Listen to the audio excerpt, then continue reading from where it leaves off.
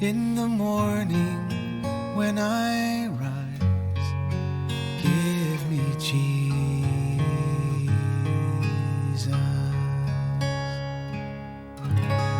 Good morning.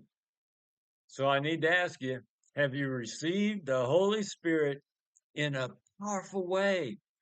Has He filled you? Okay, I'm going to ask it this way. Have you been baptized with the Holy Spirit? See, I believe that's the second thing. Many Christians believe that they receive Holy Spirit when they're saved. And I believe they do too. You remember Jesus when He raised from the dead. He went to see the guys and he said to them, "Peace be with you." And then he said, "Receive Holy Spirit."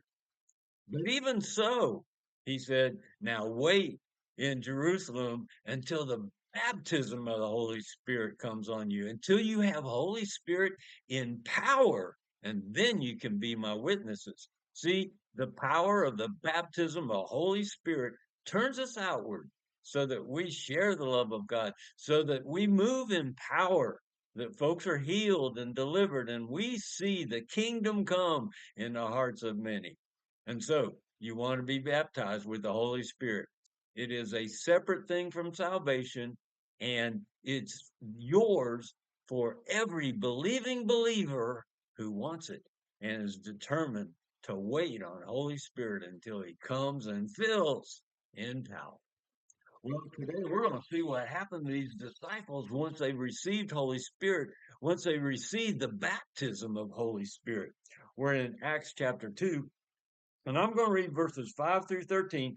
Now, there were Jews living in Jerusalem, devout men from every nation under heaven. And when the sound occurred, the crowd came together. You remember there was a sound as rushing wind, and the guys started speaking in tongues. Well, the crowd came together and they were bewildered because each one of them was hearing them speak in his own language. They were amazed and astonished, saying, "Why? Are not all these who are speaking Galileans?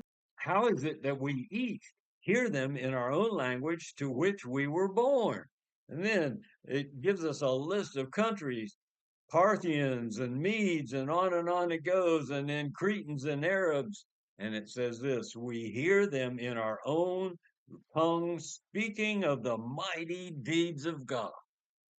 And they all continued in amazement and great perplexity, saying to one another, "What does this mean?"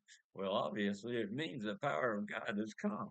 However, there are the doubters. Verse 13, others were mocking and saying, "They are full of sweet wine. They are drunk," is what they're saying. Well, these guys were baptized by Holy Spirit. Jesus said, power of Holy Spirit came on them so that now they're witnesses. And so when they speak, they even speak in different languages and folks can hear them. I had that experience, folks. I can tell you this is the truth. I was in Mexico speaking with a guy, and I had to have an interpreter because I don't understand Spanish, and he didn't understand English. So we were talking, and the interpreter was interpreting. But then I prayed for the guy, and the Lord spoke tongues through me. Well, when I was done, the guy that I was praying for said, "When you were speaking to me, I didn't understand what you were saying. But when you prayed, I understood everything." Folks, those around did not understand. I was not speaking in Spanish, I was speaking in tongues. But Holy Spirit gave this gentleman the interpretation in his own language so that he could understand as tongues were being spoken. So sometimes it's in the speaker, and sometimes it's in the receiver. As the Lord brings interpretation on tongues, it's a real thing, folks. And baptism of the Holy Spirit is real too. You want it. God bless you, believing believer. I pray that you are baptized with Holy Spirit and moving in power as a witness of the goodness of God. I look forward to being with you tomorrow. I'll see you then. Give me Jesus.